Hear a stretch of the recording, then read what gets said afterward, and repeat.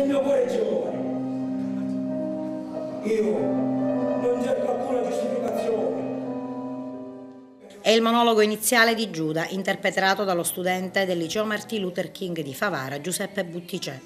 La cornice del tutto particolare è la casa circondariale Petrusa di Agrigento, dove stamane il gruppo teatrale del suddetto liceo favarese, diretto da Salvatore Pirrera, ha portato in scena il dramma musical Il poema della croce. Noi abbiamo voluto portare questo messaggio di tranquillità, di serenità, di riflessione soprattutto nei valori della vita, perché ognuno di noi deve poter fermarsi un attimino e riflettere per abbandonare le cose per le quali non vale la pena di lottare, invece per lottare per le cose giuste. Io sono convinto che il momento di stamattina, questa rappresentazione, rappresenti un momento di crescita morale e personale per i nostri alunni che hanno partecipato a questa rappresentazione, ma anche un momento di riflessione importante per i detenuti. Un'iniziativa promossa dal liceo favarese che rievoca il dramma della Passione di Cristo, che continua ancora oggi nel dramma di tanti giovani che credono di raggiungere la felicità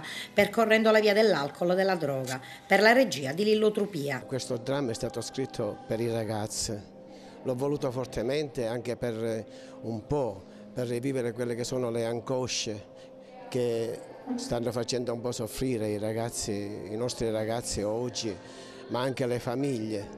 Non a caso c'è un bellissimo verso della Madonna in questo dramma, proprio che dice: il mio pianto è il pianto di tutte le madri. L'iniziativa si inquadra nell'ambito di un percorso di crescita educativa e rieducativa e di integrazione sociale dei detenuti ospiti della casa circondariale ed il territorio. Questi momenti sono le fasi salienti di quel ponte ideale che non dovrebbe mai essere perduto fra l'utenza detentiva e messaggi che arrivano dalla società, soprattutto da ragazzi cui l'esempio deviato di vite perdute può essere particolarmente reciprocamente costruttivo.